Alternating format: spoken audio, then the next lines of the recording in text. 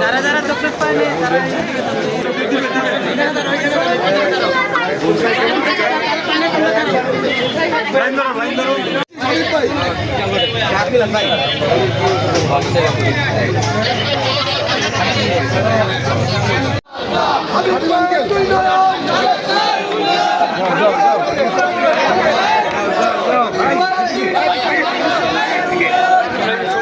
চক্রান্ত ষড়যন্ত্রটা আছে সংখ্যা থেকেই থাকে।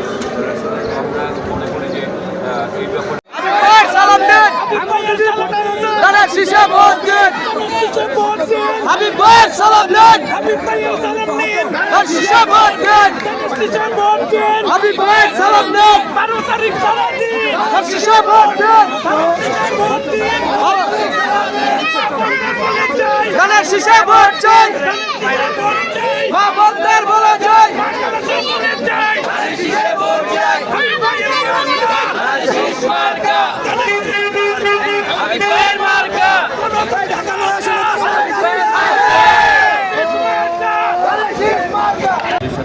উঠা বসা করার চেষ্টা করি, চলাফেরা আমি কথাবার্তা বলি এবং তাদেরকে আমি চেষ্টা করি তাদেরকে সহযোগিতা করার জন্য। আমি তাদেরকে আসলে প্রথম দিকে বলেছি তাদেরকে সহযোগিতা মনে করি, কারণ আমি মনে করি যারা এই নির্বাচন করছেন তারা এলাকার ভালো চান, এলাকার মানুষের ভালো চান।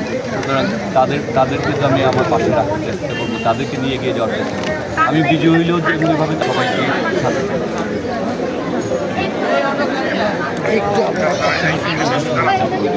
আমাদের জলবদ্ধতা সমস্যা রয়েছে, পরিষ্কার পানি পাওয়ার জন্য খালগুলি প্রয়োজন। আমাদের যে খালগুলি ভরার জন্য আমাদের মশা নির্ধারণ প্রয়োজন। আমাদের পরিবেশের দূষিত হয়ে যাচ্ছে, অনেক খালগুলি ভরাট হয়ে যাচ্ছে, এই কারণে আমাদের মশার কারণে অনেক রোগ বালাই তৈরি হচ্ছে।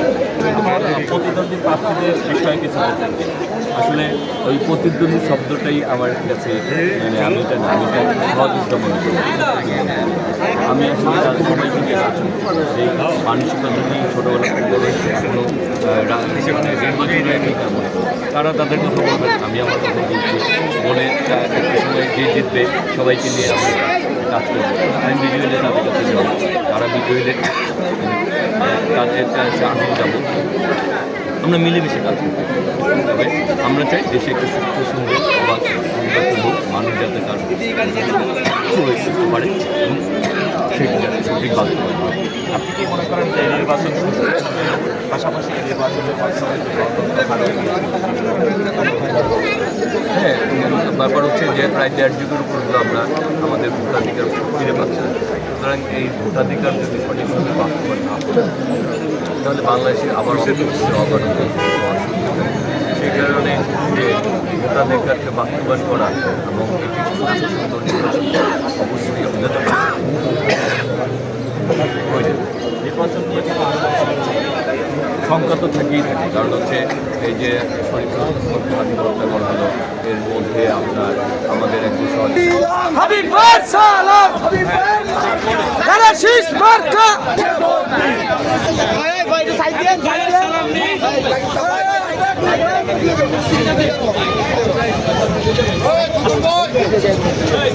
ওই এলাকায় কোনো মার্কা আছে, ওই ঢাকা নয় আসলে কোনো মার্কা আছে, ওই গলা ভাড়া বলতে হবে কোনো মার্কা আছে, সেই মার্কা বলো। আরে জোরে হইল না তো দাঁড়াই দাও আর